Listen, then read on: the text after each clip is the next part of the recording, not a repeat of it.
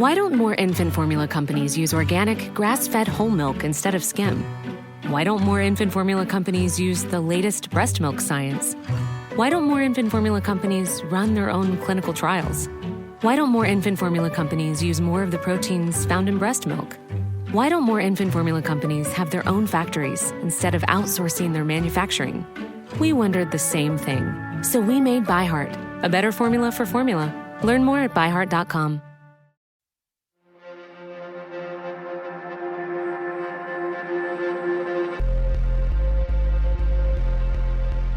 Welcome to Case Q&A, a deeper dive into the popular True Crime Arizona podcast.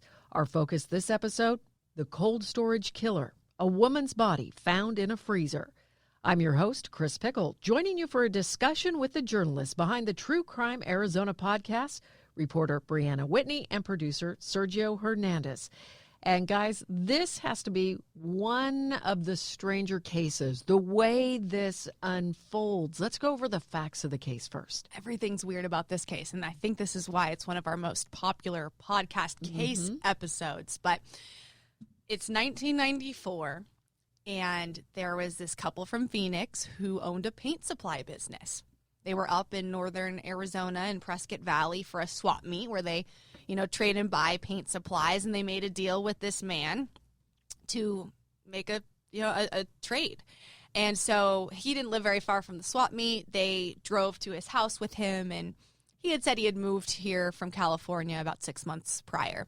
And they noticed that the moving truck was still on his driveway and thought, well, that's weird. If he moved here 6 months ago, why would he still have this truck? Maybe it's stolen, and maybe we should say something. So the couple actually writes down the serial number and the license plate number. They give it to this connection that they have with the Phoenix Police Department.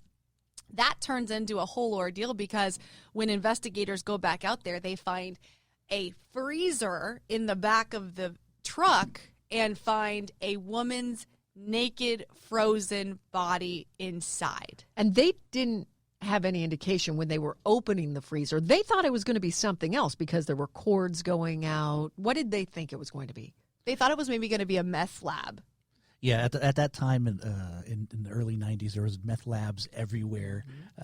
People were doing them out of RVs and all kinds of different trucks. And so that's what they thought they were going to find. They thought they were going to find drugs. It would have been a lot simpler. Much simpler and less tragic. You talked to Sheriff Scott Masher. He was one of the investigators on scene that day. How did he describe finding the body? Yeah, he was so interesting to talk to.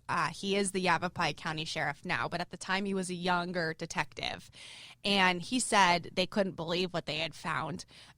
They actually had brought in the narcotics team thinking it was something drug-related. And then when him and his guys opened the freezer, somebody said, I think I feel an arm. And, I mean, what? You feel an arm? And so they were shocked. They found this woman's body in the fetal position with her hands handcuffed behind her back, and the reason she was in the freezer was because it preserved her body. So in order to even get her DNA, they actually had to thaw out the body for several days to be able to get a clear fingerprint. And this was not anything they had ever dealt with before. And for the amateur sleuths out there, it's like how one little thing can tip off that something's wrong. They, as you said, the couple thought, oh, he moved here 6 months ago. But there was something else that they noticed about the truck was just the length of the grass around the wheels. Yeah, they thought it was weird. Jack and Elaine Court, they were the couple, and they just were very observant of the situation. They had said in their past they had actually dealt with having paint supplies stolen from their business, and so they thought, well, hey, if this truck is stolen, that's not cool. We should do something about it. We're here. We see it. Let's write down the numbers and figure it out. And the way that they did, it was just so serendipitous how this worked out. They write down the information. They come back to Phoenix, to their paint supply business. Well, this Phoenix police officer who happened to be in charge of the stolen vehicles unit is their customer. He walks in and is making a paint supply order. And that's when Jack's like, hey, Elaine, do you still have that information? Let's give it to him. He's like, okay, yeah, I'll take it. I'll call it in. And when he put it in the system and called it in and then made that connection with Yavapai County, that's how they ended up going out there to investigate and then found the body. So it's one of those things where, they had good intentions when they wrote it down. They didn't actually call it in. So you really had to have all these things happening with that particular investigator being one of their customers. So this all just kind of unraveled that way. So let's talk about the killer. Yes. John Familaro. Is that correct the way I'm saying it? Okay. Yes. So he kept this stolen truck and everything starts to unravel. And he turns out to be a monster, just a predator. Tell me about some of the things they found in his home. So while they're waiting for the body to thaw out, because of course they're like, who is this woman? They do a whole search of his home. And in there they find a lot of concerning evidence. We're talking women's dresses, bras, underwear, clothing, purses, driver's licenses of many different women. And they know at this point, all right, this guy is a major predator. And I just want to ask you something really quick, because in the podcast, the one thing you just focus on, it's like, those IDs. Why would he have people's IDs? And you explain at least one of them. But there were multiple IDs. Did they find all the women connected to those IDs alive?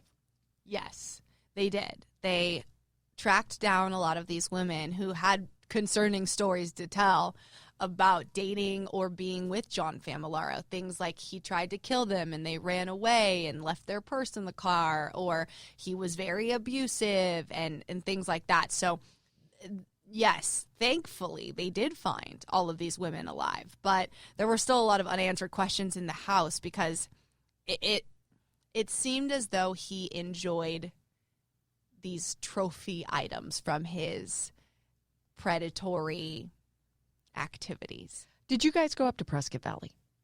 We did. We went up to the house. We went up to Prescott to also interview Scott Masher. The sheriff was very open when you were interviewing him, and he has some definite concerns that there are more victims. Yeah, this is a closed case, but he does believe, based on what they found in John's house and the fact that he over and over clearly assaulted other women, he does believe there are other victims out there that maybe didn't survive. So far, they haven't been able to find any. There's been no DNA that's traced or linked John Familaro to anybody else, but he doesn't think that a man like this just kills once. And he wants to know what happened to other women and is still eager to get in new tips and hopefully find maybe other victims of him. When you looked at the house, what was your impression of it? Is it just like any other house now? You know what? When we pulled up to it, it gets a little eerie for us because we know a lot more details about the inner workings of the house. So we're trying to look at it and then picture what's in there. Some of the stranger things they found in the house too was a kidnap kit, a little box full of everything you would need to kidnap a woman that you probably would keep in your trunk. Describe what was in the kit. Handcuffs, duct tape, I believe a weapon. Rope, yeah, just things you would grab a woman with, and apparently, or a victim, and tie him up. And we're going to get to the identity of the victim in a moment, but they think that maybe that kit played a role in her abduction, possibly? That kit and another thing they found inside the house, which I know we'll get to as well, as to how he even made contact with this woman, pretending to be somebody he wasn't. You know what? Let's just go ahead and go right to that. Let's talk about who the victim was. So while they were going through his house, they found some newspaper clippings for a missing woman out of Newport Beach, 23-year-old Denise Huber. And immediately they're thinking, oh, we should look into this. They found clippings having to do with the victim in the house? Yeah, in the freezer. In the freezer. Yes, so that's what kind of led them to say, who's Denise Huber? once they were able to thaw out the body and get a fingerprint, they did match that to being Denise Huber. And so Scott Masher calls Costa Mesa PD, who's dealing with the case in California, and he's like, do you guys know a Denise Huber? We have a match. We found her body. And those investigators are like, what? You have Denise Huber? She went missing 3 years ago. So it turns out that in the summer of 1991, Denise had gone to a concert with a friend in Newport Beach. She was living with her parents. She told them goodbye and said, I'll be home late. Yeah, she was driving, but she was just going with her good friend. And she never made it home from that concert. And she was very punctual. Everybody talked about Denise as being very responsible and, would never miss her job, her shift at her job, things like that. So immediately the next morning, they start searching for her. And interestingly enough, they find her car on the side of a highway in Newport Beach with a flat tire, but no Denise. And that's when they ramped up search efforts, and the case really went cold. They couldn't find her. So the sheriff possibly thought that since the car had a flat tire, maybe he pulled up, was wearing the uniform, had his abduction kit. So, yes, the uniform is the other piece of evidence they found in the house. He had an LA sheriff's uniform. They think he had that on. Right, he pulled up, offered to help her with her tire. She thinks this is law enforcement here to help.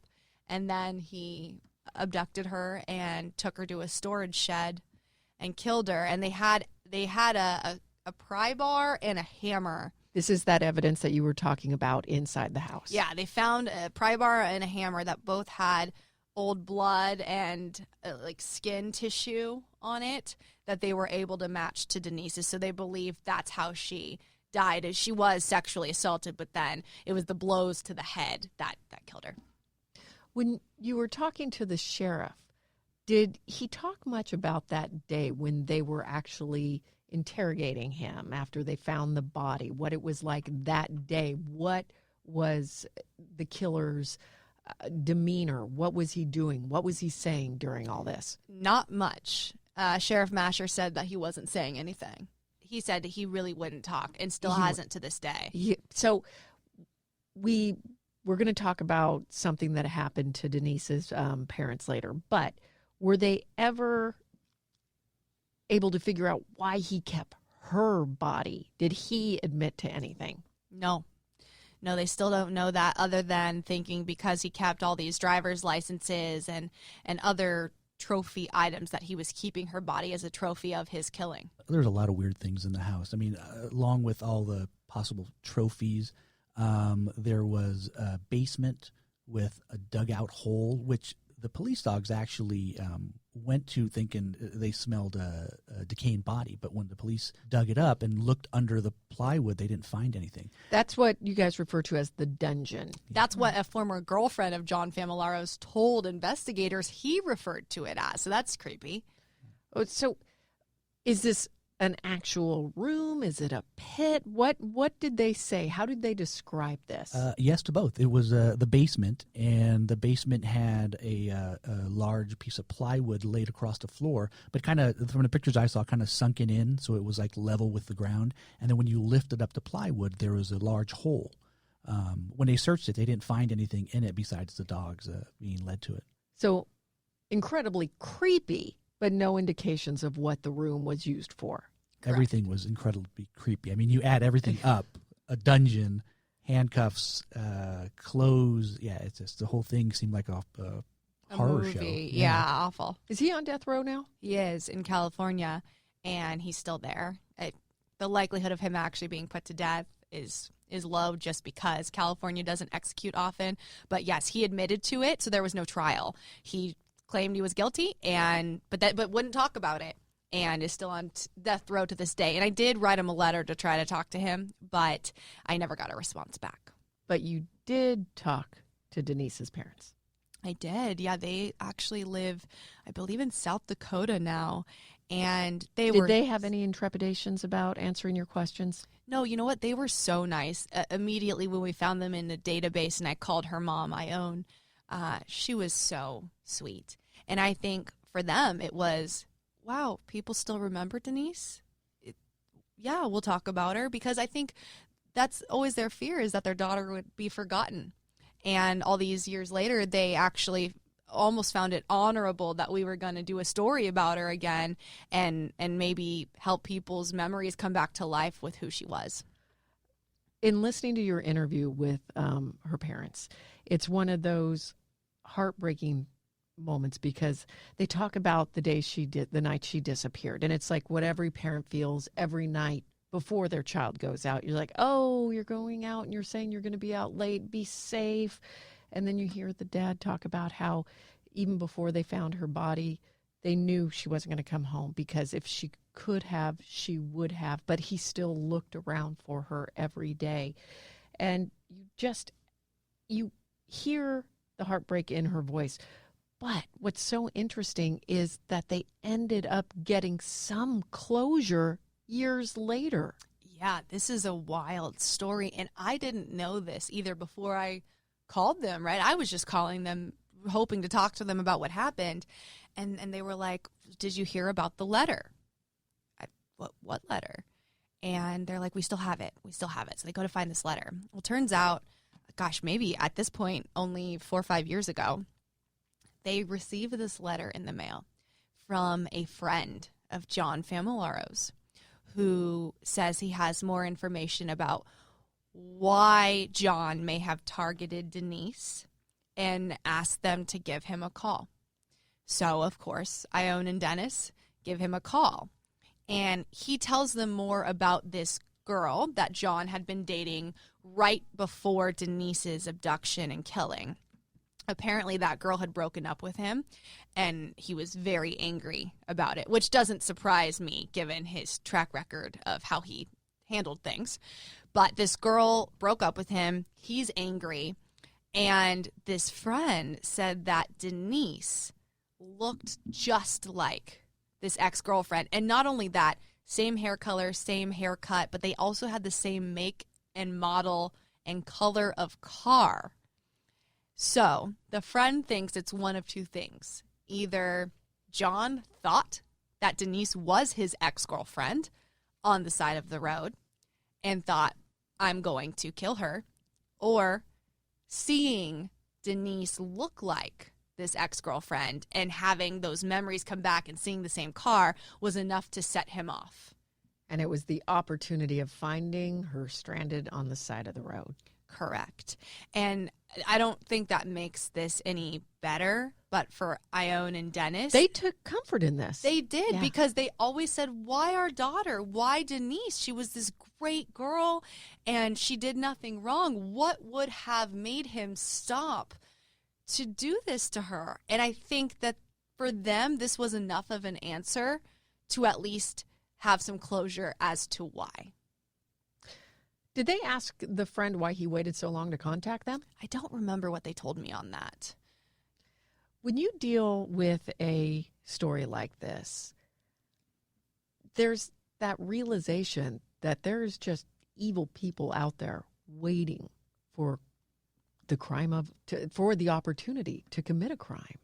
What does that do to your psyche when you guys are dealing with stories like this? I'd like to say it affects me more, but it really doesn't. I mean, anybody that's been working in this industry for so many years has seen pretty horrific things, or been told so many horrific stories. I mean, our job is to go interview people and talk to people on the worst day of their lives, usually. So I mean, unfortunately, it doesn't scare me anymore. It doesn't make me feel better or worse. It's kind of the status quo of a journalist's career. I feel a little bit opposite on that. I think, I'm not that much older than Denise was at the time. I'm a girl. If you're walking alone at night or anything, you just don't really know who's out there. And I feel like I actually am much more observant and aware of my surroundings because of doing stories like this, because you never know who that could happen to. Denise was very responsible. I mean, I believe she truly thought, hey, this is a reliable law enforcement officer here to help me. And what do you do in that situation? I think something, too, that stuck out to me, and Sergio, I know you can talk about this, too, but Denise's family actually offered Jack and Elaine Court thousands of dollars in reward money. And Jack and Elaine said, no, we're not going to take that. But they have this scrapbook. Mm-hmm. Remember? Yeah, they broke out a scrapbook after the interview, and they're like, "Oh, what do you want us to show you?" And I'm like, "I don't know. What do you have?" So they break out this book, and it has photos, clippings, letters from people that wrote into them, thanking them for solving this crime. Some people enclosed $50 and wanted to thank them for what they did. And the fact that they still have that scrapbook all these years later, I guess it meant a lot to them what they ended up being able to do. But they never were in it for any sort of money. They were just happy they could bring closure to the Huber family. Very nice that they're taking the positive out of this when you go through something so terrible and know you're connected to something, and they chose to keep the nice things that came out of it, the encouraging things that, hey, there are other people out there that want to do good things and help others. I think this is a good place to wrap this up because you look back at everything that unfolded and the positives the family was able to get, the closure, and the couple able to take their good memories. But it was because that couple noticed grass growing up around a tire, and they wanted to do something right and return a stolen vehicle. So that one thing that was right unraveled such a complex mystery and murder.